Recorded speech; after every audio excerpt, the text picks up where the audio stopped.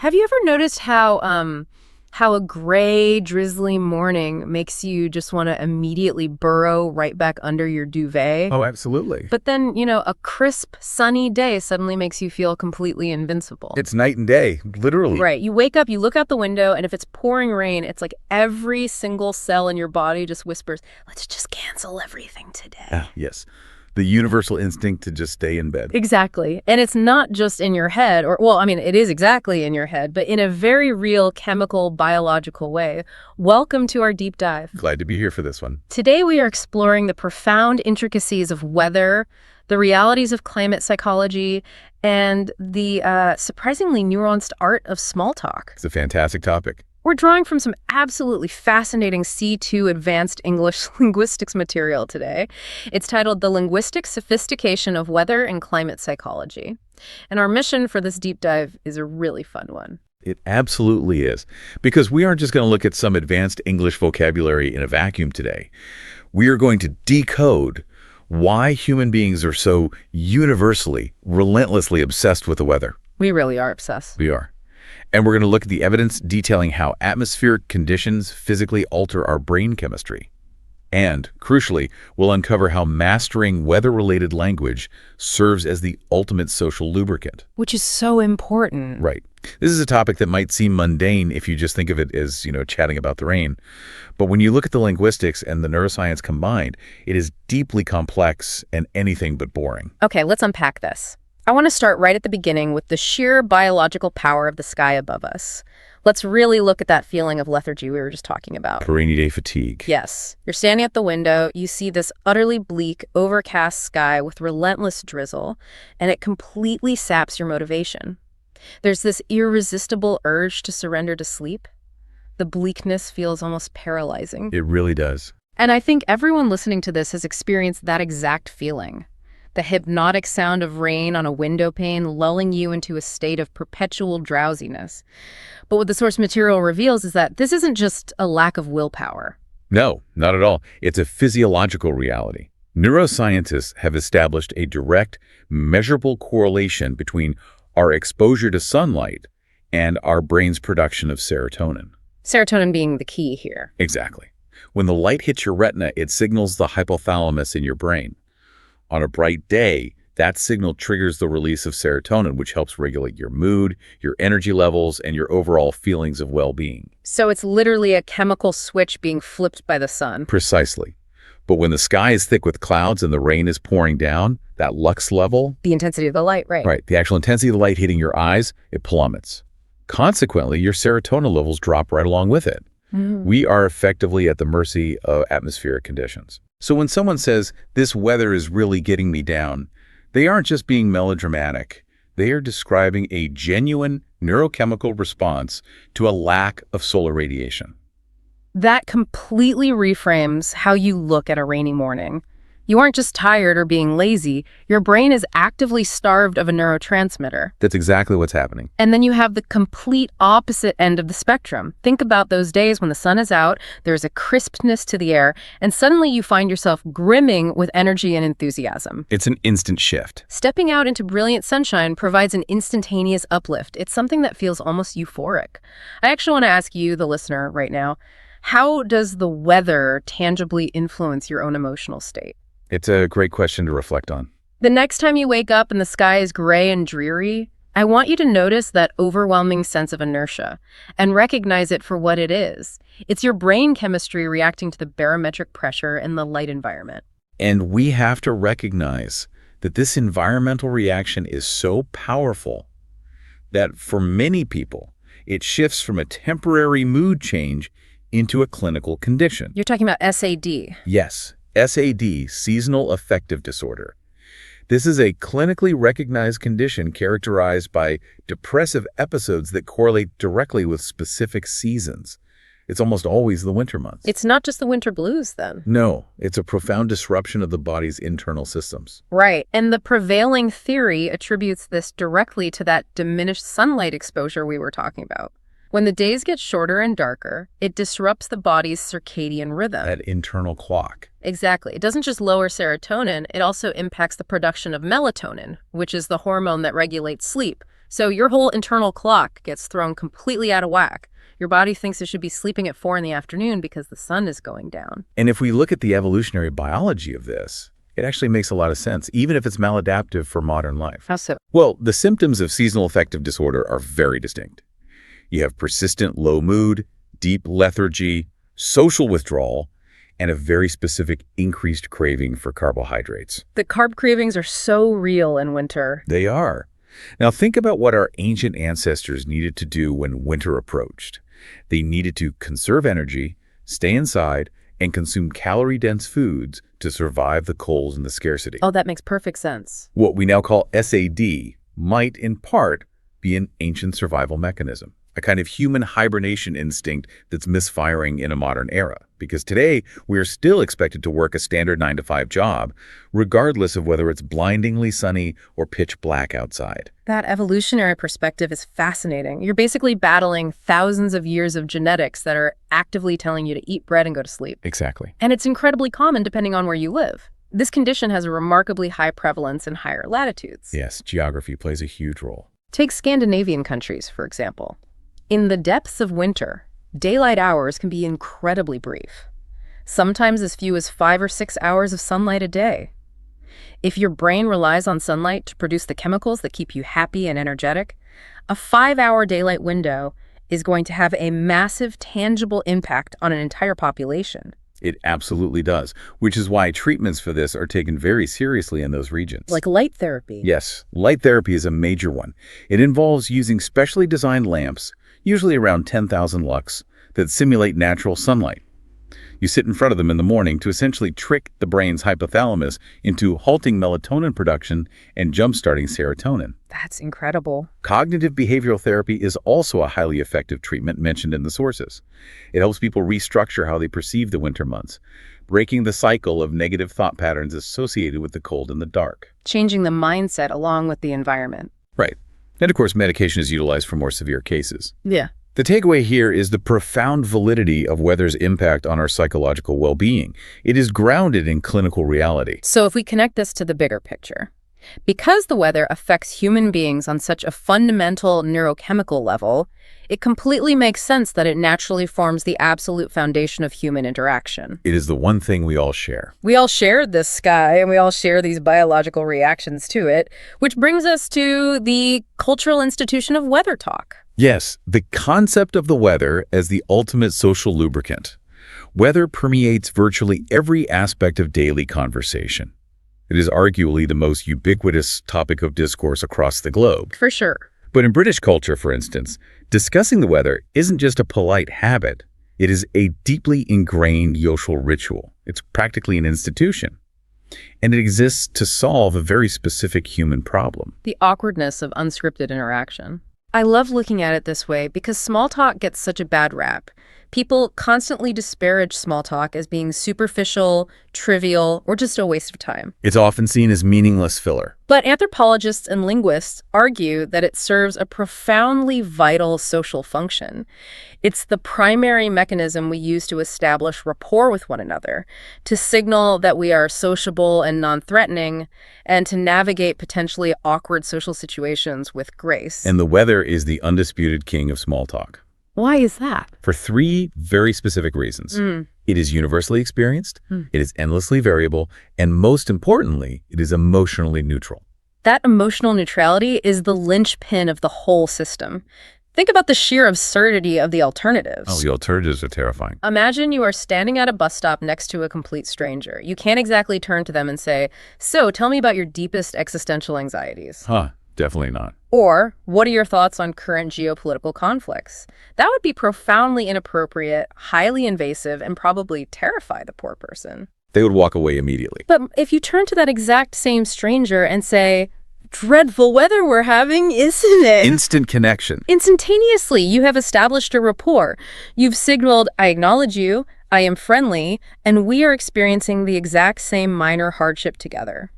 It's an entirely innocuous, universally accessible entry point into human connection. It's brilliant when you break it down like that. But there is actually a mechanics to doing this well. You can't just grunt at the sky. Right, you need a strategy. There is a highly effective three-part framework for elevating weather small talk from something banal and boring into something genuinely engaging. Let's hear it. The three pillars are specificity, opinion, and invitation. Let's walk through those, because this is where conversational competence really shines. Let's start with specificity. The advice here is to go beyond generic monosyllabic observations. Don't just look at someone and say, "Nice day." Because that's a conversational dead end. Exactly. It forces the other person to just say, "Yep," and then the conversation is over. Instead, be specific. Say something like, "What a stunning afternoon. That sky is absolutely breathtaking." You are painting a picture. Yes, and giving the other person more linguistic material to react to. The second pillar is opinion. You have to offer a perspective to give the conversation some texture. For example, I must say I rather enjoy this kind of gray, moody weather. There's something wonderfully atmospheric about it. That's a great example. By sharing a subjective preference, you instantly make the exchange more personal and interesting than just stating a meteorological fact. You're offering a tiny, safe glimpse into your personality. And the final pillar, which is the most crucial for keeping the conversation alive, is the invitation. You have to invite them in. You have to open the door for the other person to respond and contribute their own perspective. Following up your opinion with a question like, "Are you a summer person, or do you prefer the cooler months?" Now suddenly you aren't just talking about the sky anymore. Exactly. You're learning about this person's personality, their preferences, maybe even their memories associated with different seasons. You've successfully navigated from small talk into actual conversation. Let's actually role play this a bit to see how it works in a classic scenario. Uh-huh. Getting caught in the rain on the way to a cafe, because this is where the shared suffering of weather really bonds people. The classic shared trauma of a sudden downpour. You walk into the cafe, shaking off your coat. You don't just say, "It's raining." You vividly describe the experience. You talk about getting thoroughly drenched and the eternal universal struggle of umbrellas against gale force winds. Oh, the umbrella battle. It's an unwinnable war. It really is. You could say, "I've genuinely given up on umbrellas at this point. The wind caught mine, inverted it within 30 seconds, and I just had to accept defeat." And then you offer that incredibly evocative visual. Right. You say, "I've just accepted I'm going to arrive everywhere looking like a drowned rat." Like a drowned rat. It's such a vivid, relatable simile. Everyone knows exactly how that feels. The hair plastered to your forehead, the damp shoes squeaking on the floor. It's a universal feeling. And then, using the framework, you transition into the invitation by maybe complaining about the forecast. You say something like, "I swear the meteorologist said it was supposed to clear up by noon. They don't exactly have a stellar track record this week, do they?" It's the perfect, sophisticated small talk interaction. It is. It's self-deprecating, it's observant, and it invites the barista or the person next to you in line to commiserate. But here is the critical underlying requirement. That entire interaction relies entirely on having the right vocabulary to express those nuances. Here's where it gets really interesting, because you can't have these elevated conversations if you don't have the lexicon to back it up. You need the words. If we're aiming for that C2 advanced level of communication, we have to look at the incredibly rich vocabulary we use to describe the skies, starting with precipitation. And it's all about moving far, far beyond just saying, "It's raining." It's about categorizing the experience along a spectrum of intensity. Let's start at the very lightest end. We have words like mist and drizzle. And it's important to distinguish these carefully. Very important. Mist is a very fine, almost imperceptible moisture hanging in the air. It's suspended. Drizzle, on the other hand, is light, fine rain that is actively falling. You walk through mist, but you get wet in a drizzle. Moving up into the steady middle of the spectrum, we use adjectives like steady or persistent rain. This is the kind of rain that sets in for the day and ruins a picnic. It's very tedious rain. But the heavy end of the spectrum is where the vocabulary gets incredibly colorful, especially when you look at British English colloquialisms. When it's really raining, you wouldn't just say it's heavy. No, you'd say it's pouring. Or you might use phrases like chucking it down, tipping it down, or lashing down. Think about the phonetics of lashing down. It actually sounds violent. It does. It evokes the image of the rain acting like a whip against the windows. And for more formal yet highly descriptive vocabulary, we have terms like torrential rain, which describes extremely heavy, almost violent rainfall that leads to rapid flooding. There is downpour, denoting a sudden, heavy burst of rain that catches you off guard. And deluge, which means a severe flood or an overwhelming, inescapable amount of rain. We also have the word incessant. Incessant rainfall means unceasing or without interruption. It carries a real psychological weight to it, doesn't it? It does. Incessant implies that the rain is actively testing your patience. It simply refuses to stop. My absolute favorite expression for dramatic, heavy rain is the phrase, "the heavens have opened." That is a great one. It is such a cinematic, almost biblical way to describe the weather. It conjures this incredibly vivid image of the sky literally splitting apart to release torrents of water upon the earth. It's very dramatic. On the flip side, we should probably mention the cliché to absolutely avoid. Oh, yes. The classic idiom, "it's raining cats and dogs." Right. As an advanced English speaker, while you know what it means, it is so heavily cliched at this point that it sounds unnatural in modern, authentic conversation. It sounds like a textbook from 50 years ago. Exactly. You're much better off opting for deluge or it's absolutely lashing down to sound fluent and natural. We also have an entirely separate vocabulary for winter precipitation, which requires high specificity. We have hail, which are solid, frozen pellets of ice falling from the sky. Quite painful if you're caught in it. There is sleet, which is arguably the worst of all worlds. A thoroughly unpleasant, freezing mixture of rain and snow that turns the sidewalks to slush. When it comes to snow itself, the nuances are critical. We contrast flurries, which are light scattered snowfalls that blow around in the wind but won't settle or accumulate on the ground. We contrast that with a light dusting. Yes, a dusting leaves a beautiful thin layer of white over the rooftops. And at the most extreme end, we have a blizzard, a severe, blinding snowstorm accompanied by strong winds that has the power to completely paralyze and devastate a region. That covers the water falling from the sky. But the English language goes into just as much granular detail regarding the temperature scale. Let's look at the heat scale first. Again, we are moving past just saying, "it's hot." You start with warm and then move to balmy. Balmy is a wonderful word. It means pleasantly warm, but it carries a gentle, almost soothing quality. Like a balmy summer evening where the air feels soft against your skin. Then you get to hot. But when the heat becomes intense and uncomfortable, we reach words like sweltering and scorching, denoting oppressively intense, burning heat.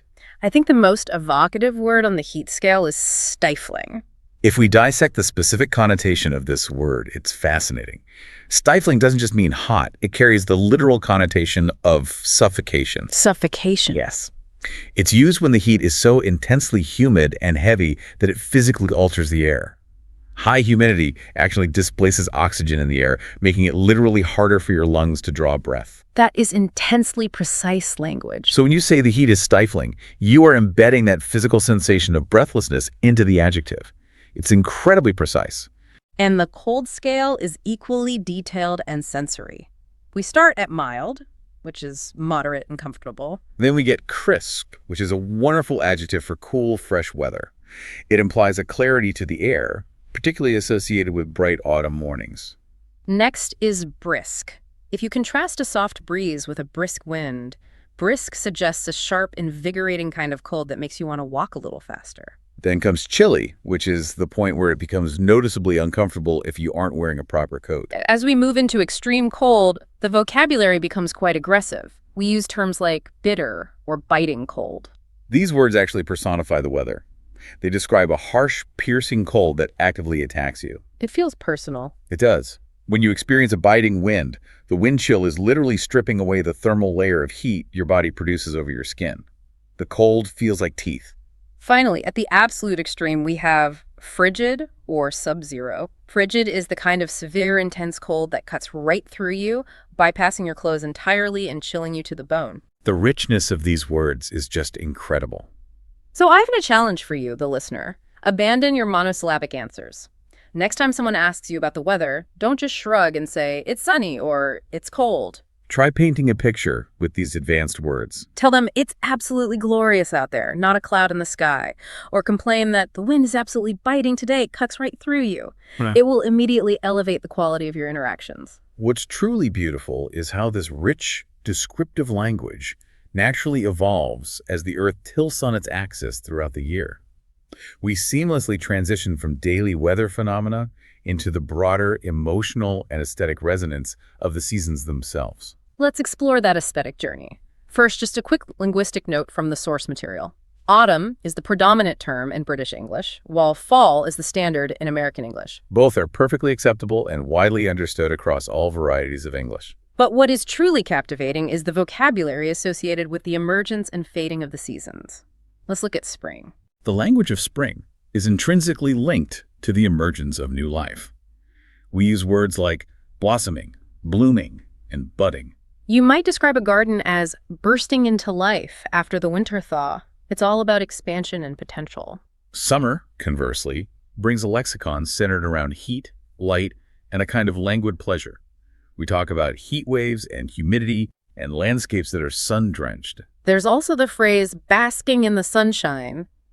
To bask implies a deliberate, luxurious enjoyment of the warmth. It's an almost reptilian pleasure of just absorbing solar energy. Autumn is where the language gets incredibly poetic, perhaps because it's a season of transition and decay. The vocabulary here revolves around falling leaves, the agricultural harvest, and the changing colors of the canopy. We use beautiful descriptors like golden, russet, and amber. Imagine saying, the countryside was ablaze with russet and gold.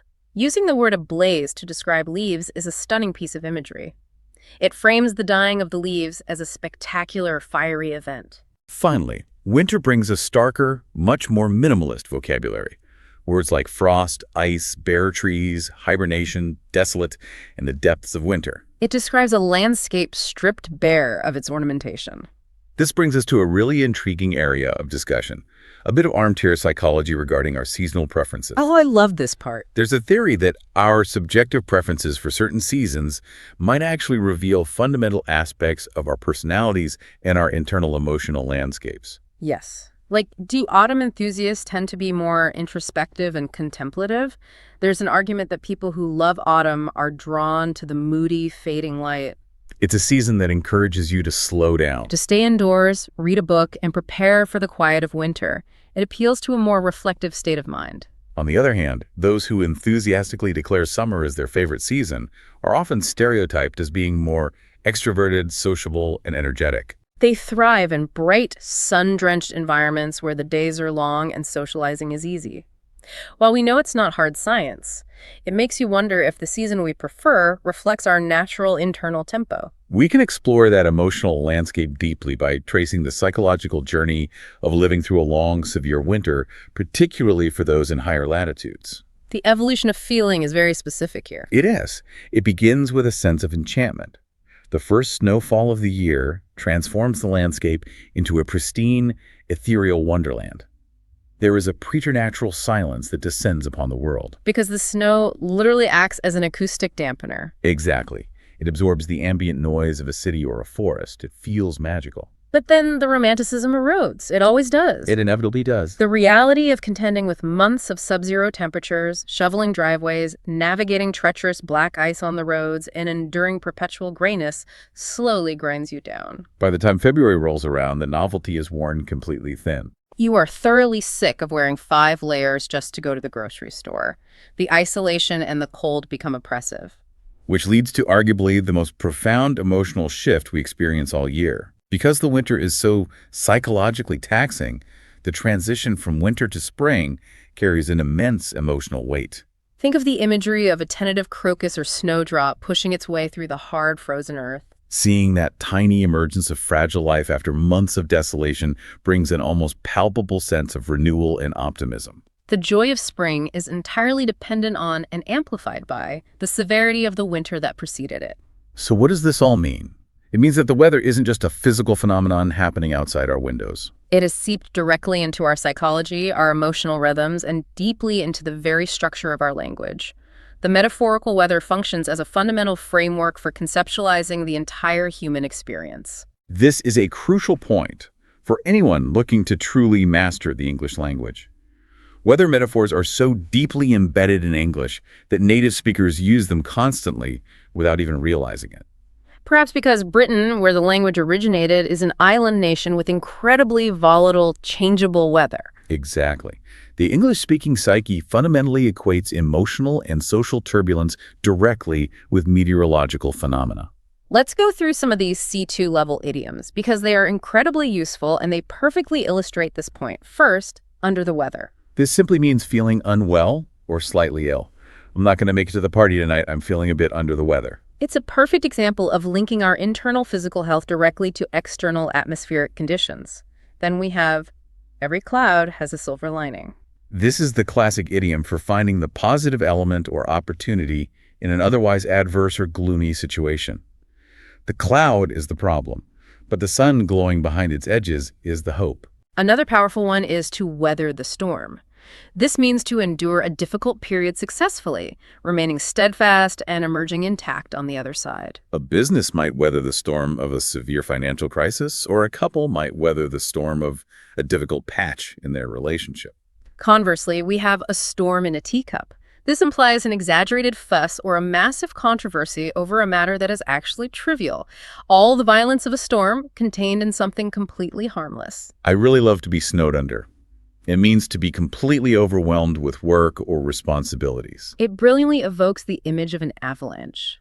You aren't just busy, you are buried beneath a paralyzing blizzard of tasks, unable to dig yourself out. Then there is to steal someone's thunder. We use this to describe taking credit for someone else's achievement or diminishing their moment of glory by revealing your own news first. Interestingly, this has literal origins in the theater. It does. An 18th century playwright invented a new method for creating the sound of thunder backstage. His play flopped, but a rival production used his thunder machine, prompting him to shout, "They will not let my play run, but they steal my thunder." That is a brilliant historical nugget. A bolt from the blue is another highly evocative idiom. It describes a sudden, completely unexpected, and usually shocking event. It conjures the image of a deadly lightning bolt striking suddenly from a clear blue, cloudless sky, without any warning signs. Then we have to chase rainbows, which defines the act of pursuing unrealistic, impractical, or fundamentally unattainable goals. Because, of course, physically catching a rainbow is an optical impossibility. To take a rain check is an incredibly common one in everyday interactions. It means to politely decline an invitation right now, with the clear implication and intent that you would like to accept it at a later date. It actually originated in baseball, where if a game was rained out, you were given a paper rain check to return another day. And finally, the fair weather friend. This describes someone who is wonderfully supportive and present during the good, sunny times.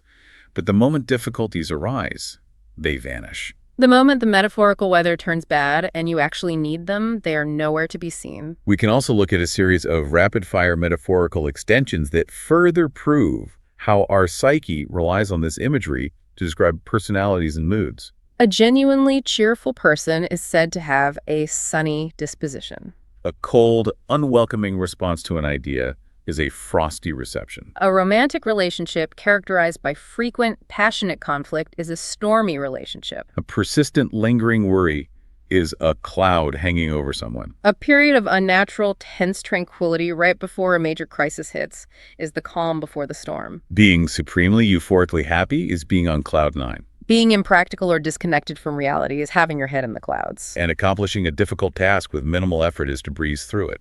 It's everywhere. You literally cannot describe the human condition in English without talking about the weather. But we must offer a very specific piece of advice for you, the listener, right now. Do not attempt to assimilate all of this vocabulary simultaneously. Exactly. If you try to memorize this entire list of idioms and adjectives at once, you will experience severe cognitive overload. Memorizing a list is counterproductive to genuine fluency. The recommended approach is to identify perhaps 5 or 6 expressions from everything we've discussed today that personally resonate with you.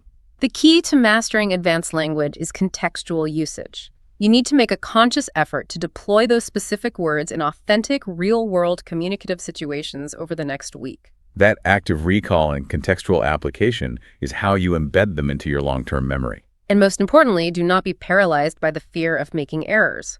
When you're experimenting with complex metaphors and advanced adjectives, occasional missteps are entirely natural and inevitable. You might use sweltering when you mean stifling, or you might mix up an idiom. That is part of the process. The goal isn't absolute robotic perfection. The hallmark of a truly advanced speaker is the flexibility to self-correct, to play with the language, and to communicate with confidence and nuance. Which brings us to the culmination of our deep dive today. We have traversed an extraordinary amount of ground. We really have. We started by looking at the literal neurochemical drops in serotonin that occur in our brains on a dreary, drizzly day. And we explored the evolutionary and clinical realities of seasonal affective disorder. From there, we moved outward into the social mechanics of the bus stop interaction, analyzing how weather acts as a universally accessible, emotionally neutral social lubricant in human culture. We then explored the vivid C2-level lexicons required to accurately describe everything from torrential downpours and sweltering, stifling heat to frigid, biting winds. And finally, we arrived at the metaphorical storms and sunshine that fundamentally define how we express human relationships, workplace dynamics, and our internal emotional states in the English language. It truly illustrates that talking about the weather is never just talking about the weather. It is talking about our biology, our society, and our psychology. Which leaves us with a final, provocative thought to consider. Our material today ended with a beautiful farewell, wishing the listener to face whatever weather comes their way with eloquence and equanimity. Equanimity meaning mental calmness, composure, and evenness of temper, especially in a difficult situation. Eloquence and equanimity. It's a wonderful philosophy. And it raises a fascinating psychological question for you to mull over and explore on your own. We've established that weather physically affects our brain chemistry, altering our serotonin levels. Right. And we've established that we heavily use weather language to frame our internal experiences and moods. So if the language we use shapes our mindset, a concept known in linguistics as the Sapir-Whorf hypothesis, Oh, interesting. could consciously changing our weather vocabulary actually alter our neurochemical response to it? That is a profound question. For instance, if you wake up tomorrow to a gray, rainy day, your instinct might be to describe it as miserable, bleak, or depressing. But what if you consciously interrupt that thought? Change the words you use. What if you choose to describe it instead as atmospheric, moody, restorative, or cozy? Could that deliberate linguistic shift actually mitigate the drop in serotonin? Could changing your words reframe the stimulus? Exactly, tricking your brain into a state of equanimity and actually changing your physiological reaction to the sky. That is a brilliant thought to leave on. The idea that the power of our words could potentially override the biological effects of the barometer. It really makes you want to test it out the next time it rains. It certainly does. Thank you so much for joining us on this deep dive. We hope you feel equipped to step out into whatever weather is waiting for you today, armed with a richer vocabulary, a deeper understanding of your own brain chemistry, and a new appreciation for why we care so profoundly about the clouds. Keep pushing your boundaries, keep noticing the world around you, and as always, keep embracing the beautiful complexity of language. Until next time. Welcome to the deep dive. I actually want you, the listener, to do something for me right off the bat here. Just for a second, look out your window. If you have one nearby, yeah. Right, if you have one. What do you see? And more importantly, how would you describe it to someone who isn't standing right next to you? That's a good exercise. Like, are you just going to tell them, it's raining out there? Or are you going to say there is a deafening crack of thunder actively shaking the glass in its frame? Right. Is it just cloudy? Or is there an ominous bank of clouds encroaching on the horizon, actively swallowing up the last little patches of blue sky? It's a fantastic exercise because, well, it is entirely possible that right now, wherever you are listening from, two totally different seasons are locked in this perpetual tug of war right above your head. Yeah. Weather is arguably the ultimate universal human experience. I mean, it is the one thing every single person on this planet interacts with every single day without fail. Without fail, yeah. But how we talk about it, the precise words we choose to frame that reality, that changes absolutely everything about how we perceive it. And honestly, how others perceive us when we describe it. Okay, let's unpack this. Sure. Because today's deep dive is based on a truly fascinating stack of material. We are looking at a curriculum designed for C2 Advanced English Listening Practice. The absolute highest level of proficiency. Exactly. Specifically, it's a breakdown focusing on extreme weather, high-stakes climate discourse, and advanced conversational fluency. Now, if you are listening to us, you're already a learner. You're someone who wants to be well-informed and articulate. Absolutely. And what really struck me going through this material is that this isn't just some dry vocabulary lesson for English students. It's really a masterclass in how language frames our reality. It really is. We're going to explore how to articulate the raw, unbridled power of extreme weather. We're going to navigate the highly specific terminology of climate discourse, master the professional meteorological jargon that you can actually use in a corporate boardroom. Which is so useful, by the way. Oh, incredibly useful. And uncover the cultural psychology behind how different English speakers talk about the skies. Which is a brilliant mission. Because possessing the precise terminology to describe the world around you does something, well, something almost magical. How do you mean? Well, when you move away from basic, rudimentary descriptors and start utilizing highly nuanced, evocative language, it grants you immediate authority. It gives you persuasive power in both professional settings and, in your own casual storytelling. Right. You sound like you know exactly what you're talking about. Exactly. When you can articulate the specific nuance of a storm or the subtle creeping danger of a prolonged drought, people in the room listen to you differently. You aren't just transmitting raw data. You're painting a picture. You are setting a scene. You're directing a movie in their head. Yes. At the C2 level of English, the language of weather becomes cinematic. It elevates from small talk into an actual art form. I realized reading through this that saying there was a big storm last night is, quite frankly, woefully inadequate. Yeah, it doesn't do it justice. It just doesn't do justice to the visceral experience of extreme weather. So let's start right there. Let's dive into the cinematic language of sudden storms. Because when you look at the advanced vocabulary used to describe sudden, violent weather events, the terminology gets highly specific and, frankly, surprisingly aggressive. What's fascinating here is the sheer built-in violence of the advanced vocabulary. The curriculum highlights descriptive words like ferocious, violent, savage, devastating, and relentless. Savage, that's intense. It is. I want you to think about the weight of those adjectives. These aren't passive words. When you tell a colleague you were caught in a ferocious thunderstorm, you are attributing a wild, untamed, almost animalistic quality to the weather. Right. It is inherently violent language. You are setting a narrative where the weather is not just a backdrop, it is actively attacking. Wait, I have to ask about that framing. Savage, ferocious. Why do we use such inherently aggressive language for a meteorological event? I mean, a cloud doesn't have a brain.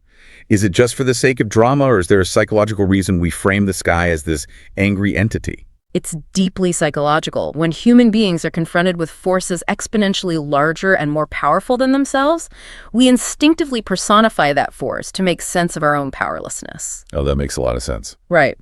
If a storm is just a mix of low pressure and moisture, our inability to stop it feels absurd. But if the storm is ferocious, if it is a beast we have to survive, then our survival becomes a heroic act. The language elevates our own role in the narrative. It turns survival into an epic tale. And speaking of that epic framing, I absolutely love the verb they highlighted early on in the material, encroach. Ah, yes. Such a good word. They were talking about dark clouds encroaching from the horizon, meaning to gradually intrude upon or advance beyond proper limits.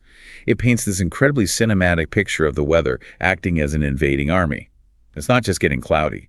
The clouds are actively trespassing on the sky. They are taking territory. It sets a deeply dramatic scene, and that drama continues when we look at the very specific distinction made between thunder and lightning. Oh, this trips up so many people. It really does. This is a distinction that actually trips up a lot of people, even native speakers, when they are caught in the moment searching for the right descriptive words. Thunder, of course, is purely auditory. It's the deep, rumbling roar. Lightning is the visual phenomenon, the actual flash or bolt of atmospheric electricity. Right. Thunder is what you hear. Lightning is what you see. Exactly. But the collocations, the words that naturally pair together in advanced English to describe these two things, are incredibly specific and visceral. The collocations really caught my eye. You don't just see lightning. The advanced speaker says they see forked lightning. Forked, yes. That word forked instantly makes you picture those jagged lines branching across the sky. They talk about sheet lightning, which is that broad flash that illuminates the entire sky for a split second without the defined bolt. Right, like a sheet of white light. Yeah. You describe a spectacular bolt of lightning. And for thunder, it's a deafening crack. A crack implies something solid breaking, something literally shattering the air around you. Or, if it's a lower, more prolonged sound, you use a rumble of thunder. A rumble, yeah. For a sudden, violent burst, a clap. And the verb associated with lightning is always to strike. Lightning struck the old oak tree. It didn't just touch it, it struck it. Notice how intensely physical those collocations are. A bolt, a crack, a clap, a strike. They demand your physical attention. They do. They carry immense auditory weight. When you say, a spectacular bolt of forked lightning split the sky in two, followed immediately by a deafening crack of thunder, you are putting the listener right there in the middle of the tempest with you. You are transferring the physical shock of the storm through the cadence of your words. It puts you right in the splash zone, so to speak. Exactly. But let's escalate things. Let's move from a passing thunderstorm to the massive severe phenomena, hurricanes. Okay, here we go. Now, I noticed the curriculum makes a really important geographic distinction right off the bat, which is a great piece of trivia for sounding well-informed. We all know hurricanes are massive tropical storm systems with extremely high winds and heavy rainfall. But if that exact same circular storm system happens in the Western Pacific, you don't call it a hurricane. It's a typhoon. Yes. If it happens in the Indian Ocean, it's a cyclone. Exactly. Meteorologically speaking, if you were looking at them on a satellite, they are essentially the identical phenomenon. The terminology is purely 100% geographically dependent. That's wild. But regardless of what you call it, the language used to describe its arrival and impact is universally catastrophic. Consider the Saffir-Simpson scale, which categorizes hurricanes from Category 1 up to Category 5. Category 5. Just hearing that gives you chills. Right. Even just deploying the phrase Category 5 in a conversation immediately changes the temperature of the room. It commands a specific kind of dread. And the verbs used to describe a hurricane's movement are terrifying in their scope. A storm of that magnitude doesn't just arrive at the beach, it makes landfall. Makes landfall? Yeah. That phrase sounds almost militaristic to me. It sounds like an amphibious invasion. It's D-Day, but it's the weather. That is precisely the connotation. It is an invasion from the sea. And when it makes landfall, it doesn't just cause damage, it unleashes devastation. Unleashes like a dog off a chain. To unleash means to release from a restraint with great force. Like letting a wildly dangerous animal off its leash, yes. Devastation implies severe, widespread, almost total destruction. Heavy words. Very heavy. And then we have the anatomy of the hurricane itself, which possesses its own poetic, highly terrifying vocabulary. The center is the eye, which is beautifully described as having an eerie calm. Eerie calm. Eerie, meaning strange, unsettling, and slightly frightening. It's a deceptive piece, because surrounding that eye is the eye wall, where the absolute most violent winds live. I always find that concept so fascinating. The phrase used in the text is that after the eerie calm of the eye passes over you, the second half of the storm strikes with renewed fury. Renewed fury. Again, we see this personification. We are attributing human emotion fury, deep anger, to a meteorological event. And we cannot overlook the terminology for the water damage itself. When a hurricane hits, the most dangerous part isn't usually the rain falling from the sky. It's the storm surge. The storm surge is devastating. It is. This abnormal rise in sea level caused by the storm's winds actively pushing the ocean ashore. And the C2 verb paired with storm surge is inundating. Yes. Inundating coastal communities with walls of seawater.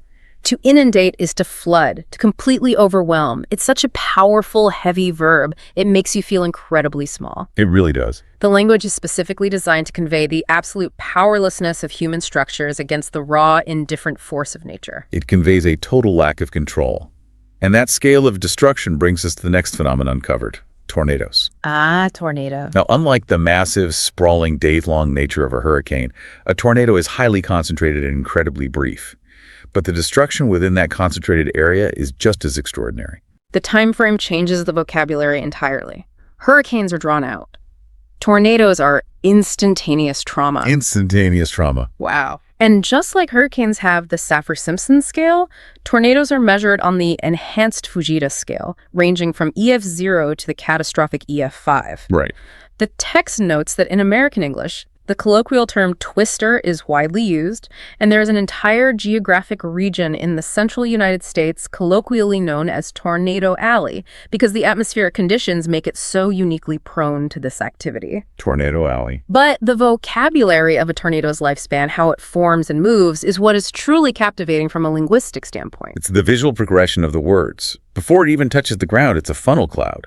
They use the adjective menacing, a menacing funnel cloud descending from the base of a supercell thunderstorm. Supercell. A supercell isn't just a storm. It implies a particularly powerful, highly organized, almost intelligent storm structure. And, fun fact, if this tornado forms over a body of water, it gets a completely different name, a waterspout. But the moment that menacing funnel cloud actually touches the earth, the verbs violently shift.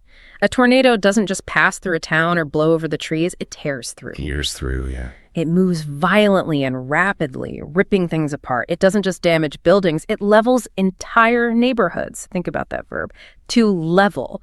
It means to completely flatten, to take a complex three-dimensional structure like a house and reduce it to a two-dimensional pile of debris. Just erased. And it leaves a trail of destruction in its wake, a literal, visible path of damage that marks the exact chaotic route this violent column of air traveled. And here is where I found an incredibly illustrative example in the material of just how treacherous the English language can be.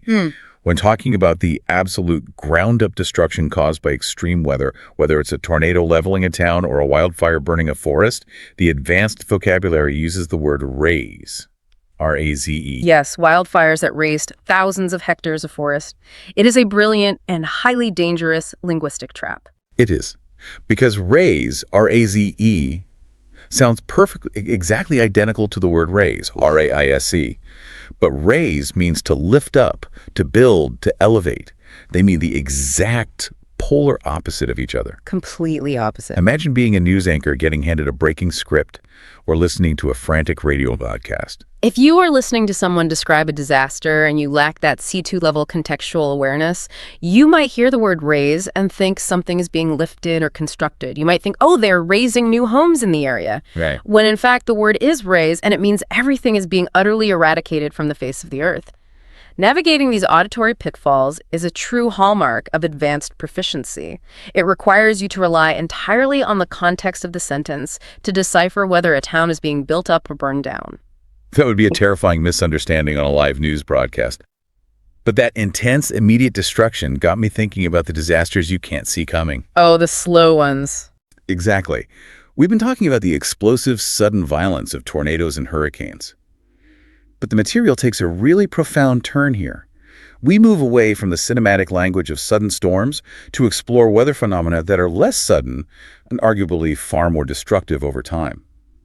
I'm talking about the slow burners, the insidious extremes like droughts, heat waves, and deep freezes. This is a crucial shift in the linguistic narrative. As we said, a tornado is an immediate, highly visible, kinetic event. You can literally point a camera at it. Yeah, you see it coming. But slow onset weather disasters have a completely different linguistic framework.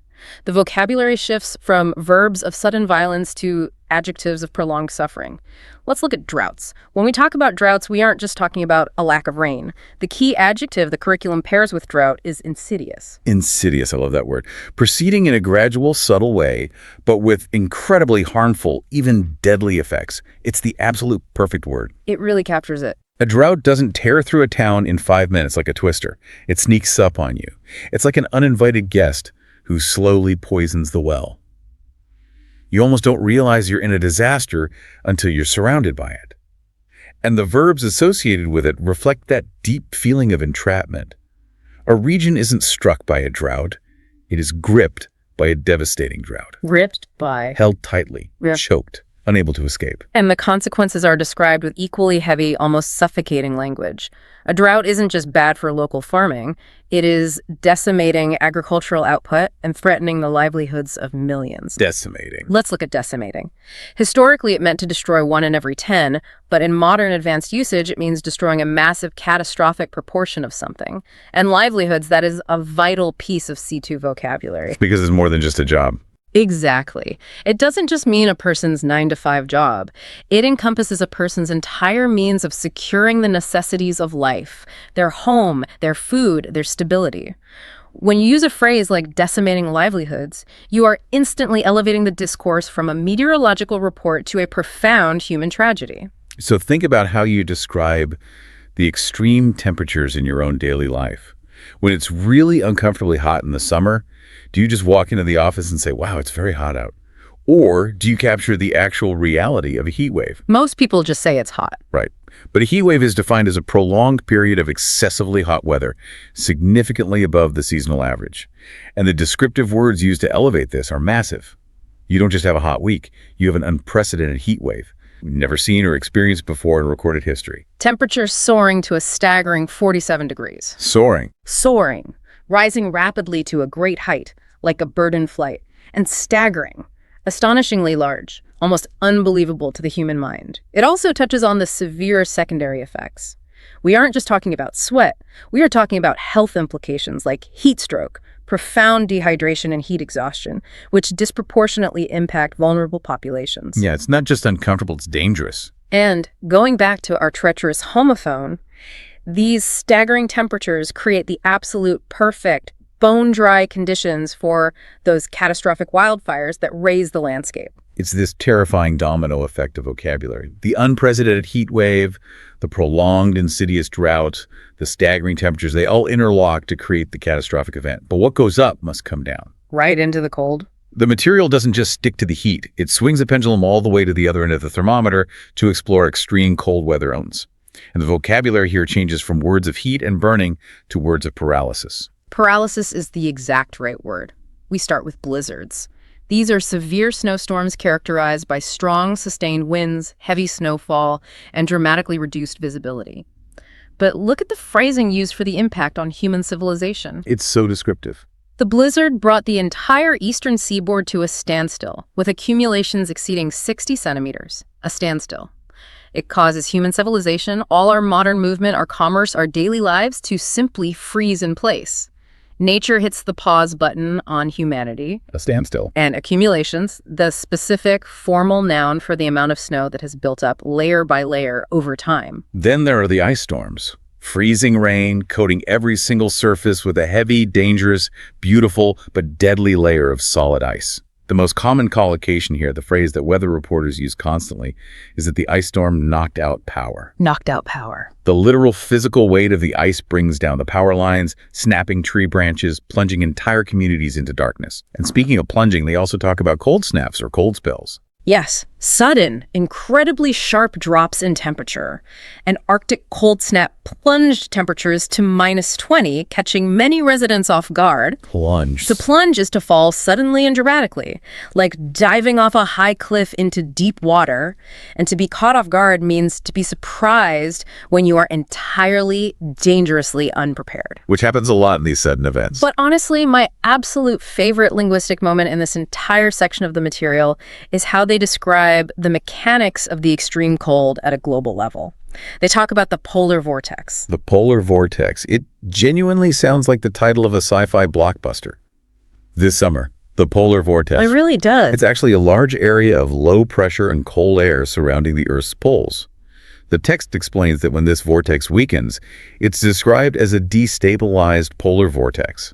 And what does that destabilization actually do? It allows Arctic air to spill southward across the continent. Spill, this is such a crucial piece of linguistic analysis, and I'm so glad you brought it up. It's such an interesting verb choice. Why on earth do we say the air spills? Spilling is a verb we exclusively use for liquids. We spill a glass of milk. We spill water on the table. By choosing the word spill to describe an invisible drop in atmospheric temperature, the English language actively animates the cold air. Wow. It turns an invisible, gaseous atmospheric shift into a physical, fluid threat that is overflowing its proper geographic boundaries and literally pouring down upon us. It makes you feel it. Yeah. It makes the cold tangible. You can almost see this giant invisible container of freezing air tipping over at the North Pole and spilling down the map like a glass of ice water. Exactly. I was amazed by how much that one word changed my perception of cold air. And honestly, that incredible use of a verb skill leads us perfectly into an entirely different dimension of this language. Because this tendency to animate the weather, to give it physical form, fluid dynamics, and emotional intent, isn't just a happy accident. Not at all. It is a deeply ingrained, highly studied rhetorical device. It's a concept that the curriculum dedicates significant time to. The pathetic fallacy, or as I like to call it, breathing life into the elements. If we pull back and connect this to the broader picture of human communication, this is arguably the most profound linguistic concept in the entire curriculum. I totally agree. The pathetic fallacy is originally a term from literary criticism. It is the direct attribution of human emotions, human characteristics, or human agency to nature and inanimate objects. And what the material emphasizes is that we do this constantly, almost subconsciously, in everyday English when we talk about the weather. We really do. We routinely describe the weather as though it possesses intention, agency, and a distinct personality. The examples provided are so common that we almost don't realize how deeply poetic they are until someone points them out to us. Think about how often you say, the storm raged throughout the night. Raged, as if the storm were a person throwing a violent, angry tantrum in your backyard. Or the opposite, the sun smiled down upon us, as if the sun were this benevolent, conscious, grandfatherly entity wishing us a wonderful picnic. The wind howled through the empty streets, howled like a living creature, a lone wolf in pain or loneliness. Winter finally loosened its grip on the city. Oh, that's a good one. In that sentence, winter is portrayed as a literal adversary, a captor physically holding the city hostage by the throat, and only now, in spring, is it finally relaxing its muscles. The fog crept silently across the harbor. The fog isn't just a dense atmospheric condition caused by temperature differentials. It is a stealthy intruder, a thief sneaking into the town under the cover of darkness.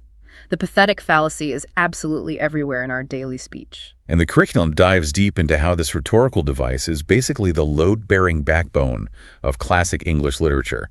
Weather isn't just a passive backdrop in classic novels. It's an active participant. Yes, the literary examples are fantastic. They bring up Charles Dickens' Bleak House, the famous opening where he writes, "Fog everywhere, fog up the river, fog down the river, fog in the Essex marshes."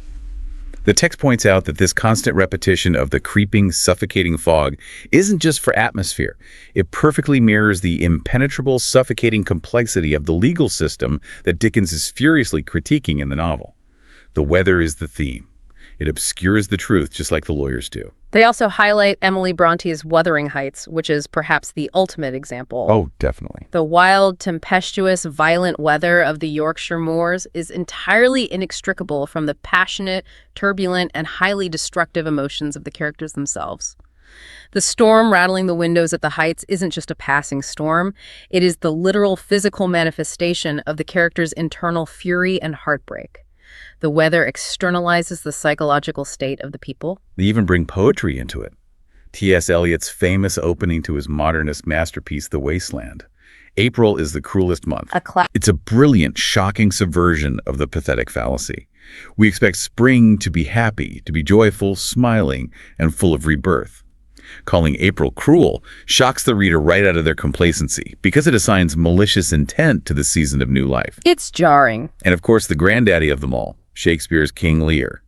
The aging king is wandering on the heath in the middle of a massive apocalyptic thunderstorm. And that storm is the literal external representation of his own internal psychological disintegration. His descent into total madness is mirrored by the sky cracking open above him. So a listener might be wondering, why does an advanced language curriculum spend so much time on a 19th century literary concept? Right. Why should we care today? Because human beings instinctively project their own emotions onto the sky.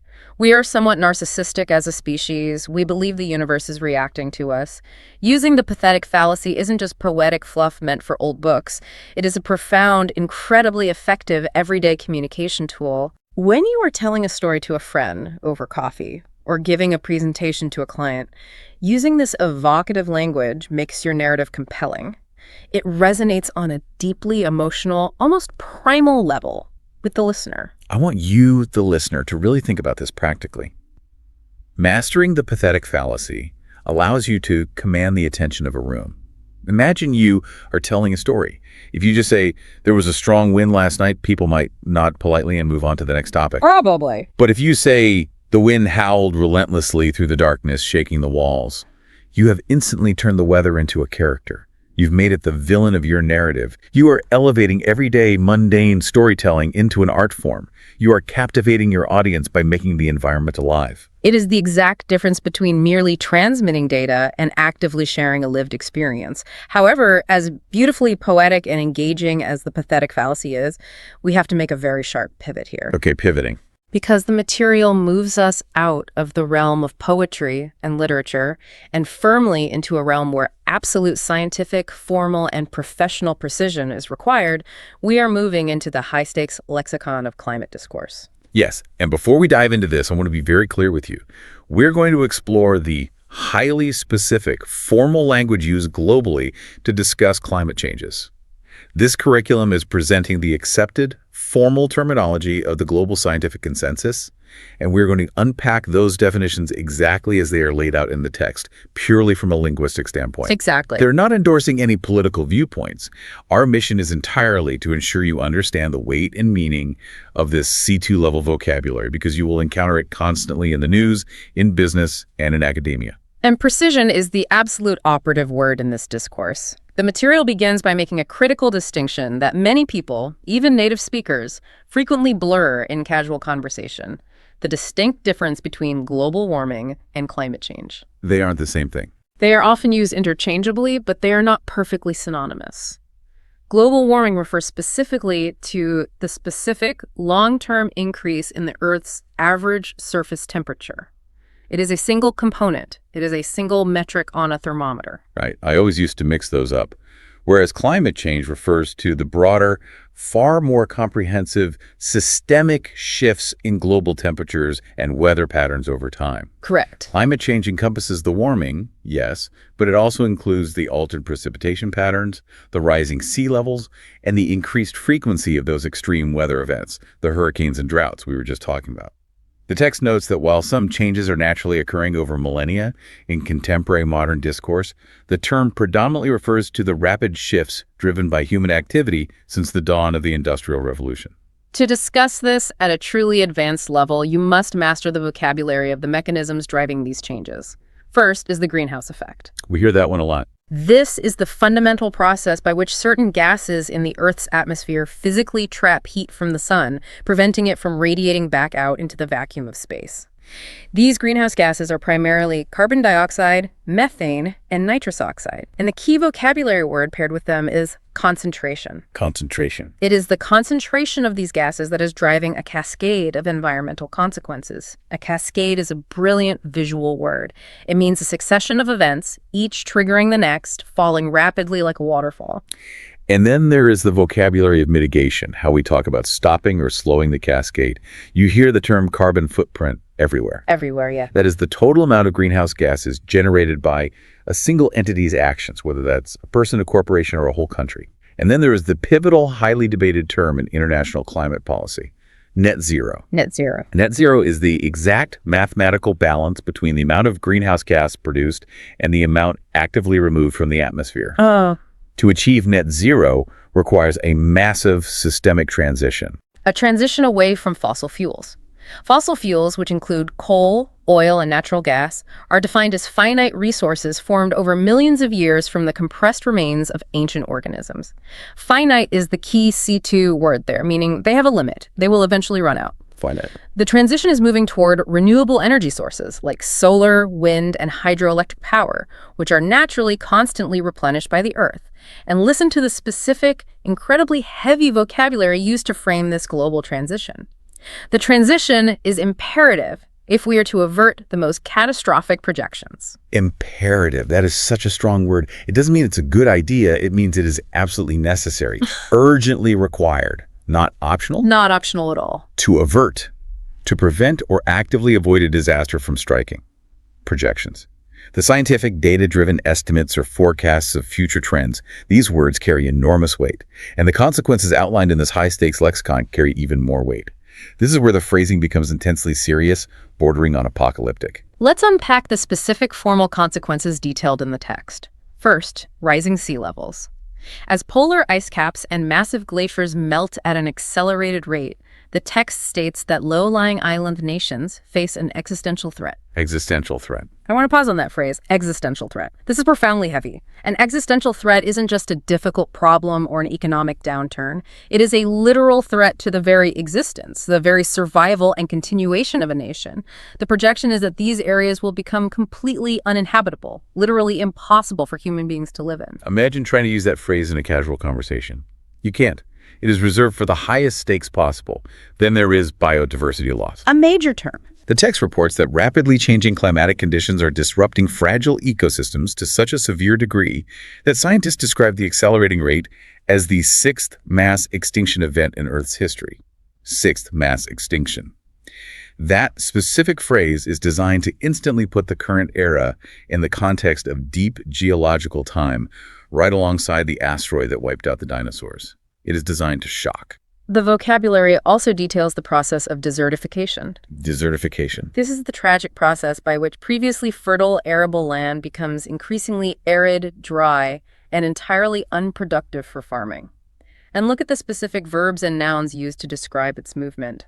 Desertification is encroaching upon vast swaths of sub-Saharan Africa, displacing communities and undermining food security. There's that cinematic, militaristic word encroaching again. The desert is invading. And swabs meaning massive, broad, sweeping areas or quantities of land. Displacing means physically forcing people to abandon their ancestral homes. Undermining means weakening or eroding the invisible foundation of something gradually, like water wearing away stone. And finally, ocean acidification. This is when the world's oceans absorb excess carbon dioxide from the atmosphere, which literally alters their chemical composition, making them more acidic. The text states, this poses a grave threat to global coral reefs. Grave threat. Grave meaning extremely serious, somber, a literal matter of life and death.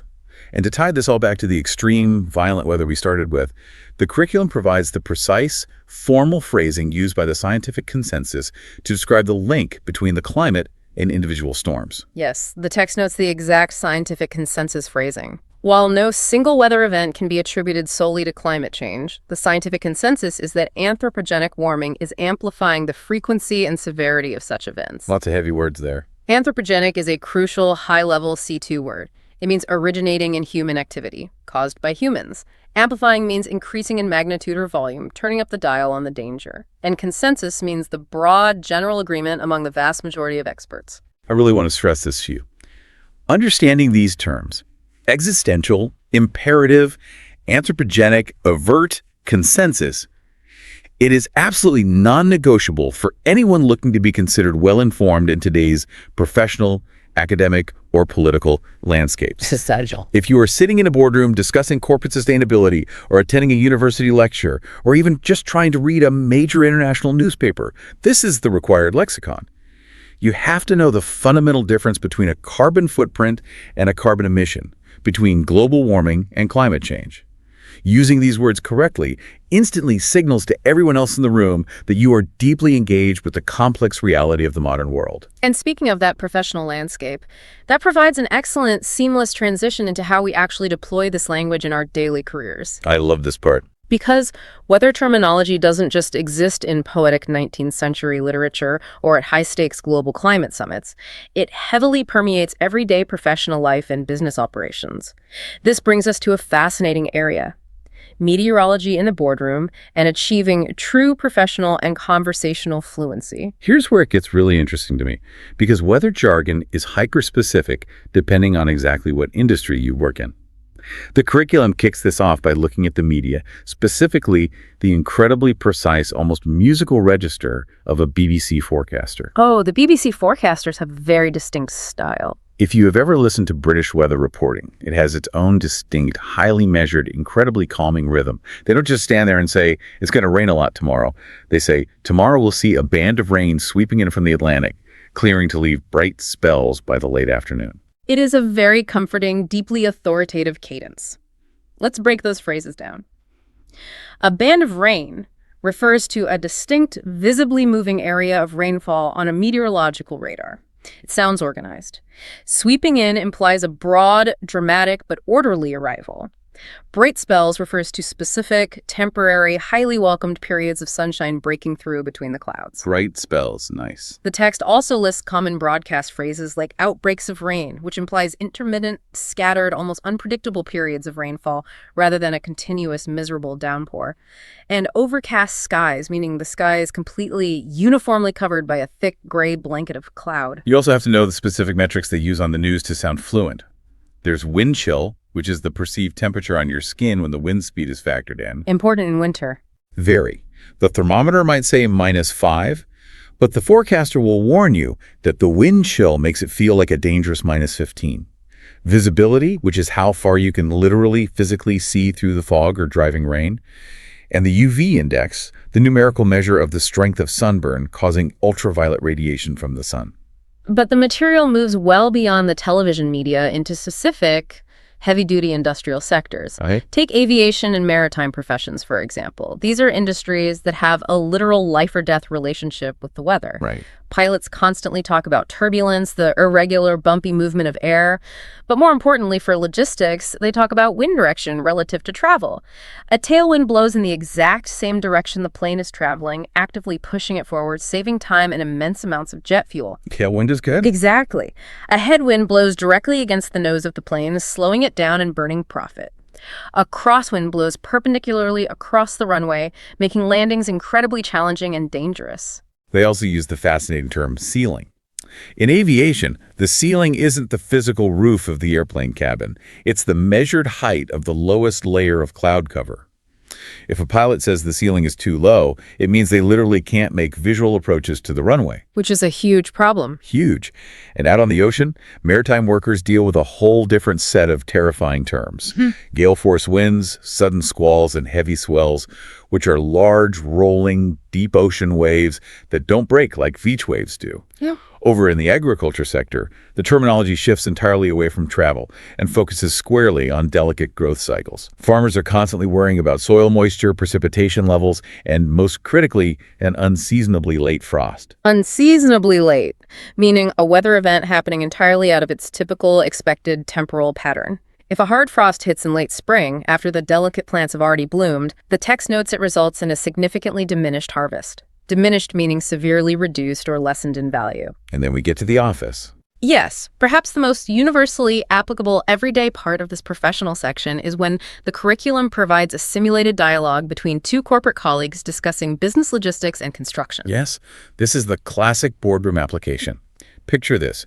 Two project managers are standing over a blueprint, discussing a massive construction timeline, and heavy rain is threatening the entire project. They can't pour the foundation concrete. And one manager says to the other, the ground is already waterlogged from last week's rainfall, which compounds the problem. Those words. Look at those words. Waterlogged. Completely, utterly saturated, unable to absorb even a single drop more. And compounds. It doesn't just add to the problem.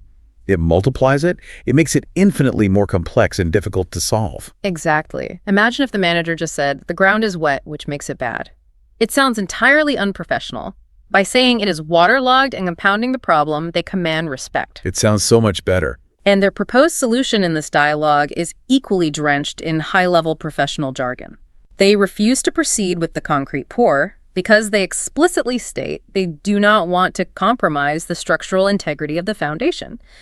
So they make an executive decision to delay the timeline and build in a contingency buffer going forward. Contingency buffer. A contingency buffer is extra time, money, or resources allocated specifically for unexpected, uncontrollable variables like extreme weather. Using these precise words, knowing exactly when to say a problem is compounded, knowing how and why to implement a contingency buffer, it instantly signals deep professional competence to your boss and your colleagues. But as the material rightly points out, we aren't always in a formal, high-stakes boardroom meeting. Thank goodness. Sometimes we're just chatting at the office water cooler. And to master true conversational fluency, the curriculum provides an incredible, highly useful list of phrasal verbs related to the weather. Phrasal verbs are absolutely the lifeblood of natural, native-sounding English conversation. Traditional textbooks often neglect them in favor of formal vocabulary, but native speakers use them constantly, all day long. All the time. The text lists common verbs for when the weather improves. You say the sky will brighten up, or a nasty storm will finally clear up.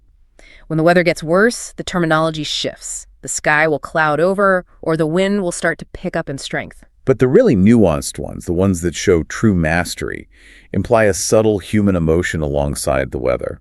The text highlights the phrase, set in. I think the rain has set in for the day. Set in. That phrase, set in, carries a deep, heavy feeling of psychological resignation. The bad weather has arrived, it has unpacked its bags, it's sitting on your couch, and it is absolutely not leaving anytime soon. Conversely, we have the phrase, let up. This driving rain hasn't let up all day. That one implies frustration. Exactly. Intense human frustration. You are desperately waiting for a break, for a temporary easing of the bad weather, and it stubbornly refuses to yield. And then there are verbs for a gradual, slow decline. A violent storm will slowly die down, gradually weakening over hours. Or a body of water in the winter will slowly freeze over. Freeze over. But my absolute favorite phrasal verb here, and I noted the host in the original audio material points this out as well, is blow over. Oh, that's a great one. Literally, meteorologically, it means a storm system passes by overhead without causing any major damage. But figuratively, it is constantly, endlessly repurposed in business and personal life. If there is a massive PR scandal, a sudden controversy, or a heated, screaming disagreement in the office, you tell your colleague to just lay low and wait for it to blow over. You are literally treating human conflict like a passing weather system. It's brilliant. It's the pathetic fallacy in reverse. We use the weather to explain our own messy social dynamics, which brings us perfectly to the final and, frankly, most entertaining major section of the source material. The cultural differences. We've talked about the science, we've talked about the poetry, and we've talked about the boardroom business of weather. Now we are talking about the deep cultural psychology of it. The curriculum explores the fascinating regional variations in how different English-speaking cultures discuss the exact same meteorological events. It raises a genuinely fascinating sociological question. How does the specific physical climate you live in actively shape the personality, humor, and expressiveness of your language? Let's start with the British. Right. The material starts by examining British English. Now, it is a massive global stereotype that the British love talking about the weather. But the text points out that British weather discourse is actually defined by two very specific traits: absolute chronic understatement and bone-dry humor. It is a masterclass in understatement. The material provides this hilarious example of a British person standing outside in an absolutely torrential biblical downpour. They're completely soaked to the bone, and they turn to you and say, "Bit damp out, isn't it?" Or they are sweating through a staggering, unprecedented 40-degree heat waves. The asphalt is melting, and they remark, "Rather warm today, wouldn't you say?" It's so funny to me. They're actively treating extreme, dangerous conditions as a minor, slightly annoying inconvenience. And the material provides a brilliant, deeply psychological analysis of this phenomenon. It isn't that the British don't notice the extreme weather or that they aren't suffering. It is that culturally, downplaying the extremity, refusing to be outwardly rattled or emotionally dramatic about it, is considered a sign of sophistication, resilience, and wit. It's a stiff upper lip thing. Exactly. It is a shared, unspoken cultural joke. To complain loudly about the rain would be seen as a failure of character. Now compare that stiff upper lip to American English, which the text describes as direct, emphatic, highly individualized, and characterized by capitalized emotion. An American experiencing that exact same 40-degree heat wave is absolutely not going to say it's rather warm. They're going to walk inside, throw their arms up and say, "Oh my God, it is so hot out there today." Or they'll look at the torrential rain and say, "This weather is absolutely insane." Exactly. Americans culturally emphasize the extremity. They lean entirely into the drama and individual experience of the moment. The curriculum makes it very clear that neither linguistic approach is superior or inferior. They simply reflect entirely different cultural attitudes towards self-expression, emotional display, and how one relates to their environment. The British bond over shared, quiet endurance. Americans bond over shared, vocalized astonishment. And then we hop down to the Southern Hemisphere to look at Australian English, which the text notes is incredibly colorful, highly informal, and slang-heavy. Australian won't just say it's hot, and they certainly won't call it rather warm. They'll say, "Mate, it's stinking hot," or "We're in for a real scorcher today." A real scorcher. It's highly evocative, very casual, and deeply embedded in a culture that has to deal with intense, genuinely dangerous heat on a regular basis. They respect the heat, but they give it a nickname. And finally, the text brings us up to Canadian English. The massive, sprawling climate in Canada dictates an entire lexicon dedicated purely to surviving cold weather. But the material observes that Canadians have developed an almost philosophical, highly resilient relationship with the deep freeze. They survive the brutal winters by finding the tiny silver lining in the suffering. Yes. At least it's a dry cold. The eternal, ultimate Canadian consolation. The dry cold. Picture it. It's -30 with the wind chill. My car won't start. I literally cannot feel my face. The destabilized polar vortex has completely spilled over us. But hey, at least it's a dry cold. It's just so perfectly, beautifully indicative of how human beings cope with their harsh environment through the protective shield of language. Learning these specific cultural quirks, knowing exactly when to use a dry British understatement to get a laugh versus when to use an emphatic American exclamation to show sympathy, is honestly just as vital as memorizing the formal C2 vocabulary lists. It makes you fluent. If you want to truly connect with native speakers globally, you have to understand not just what the dictionary words mean, but how they are wielded as social tools in the local culture. And that is exactly what the creators of this curriculum challenge their learners to do. And I want to pass that exact same challenge directly on to you, our listener. The hosts of this listening practice challenge their audience to take this highly sophisticated language out of the textbook and actively deploy it in the real world. Take it out for a spin. Exactly. They challenge them to engage in a genuine conversation this week and deliberately incorporate at least 5 of these new expressions. Talk to your boss about building in a contingency buffer. Describe a recent storm tearing through your town.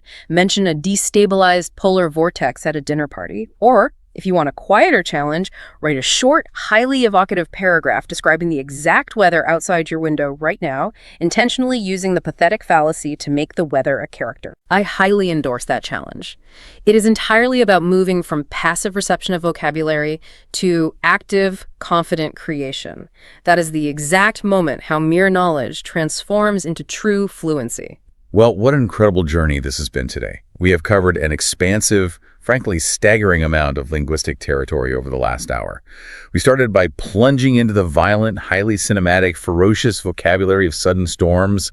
We learned how to distinguish the deafening crack of thunder from the spectacular bolt of lightning, and we mapped the terrifying trail of destruction left by an EF5 twister leveling a town.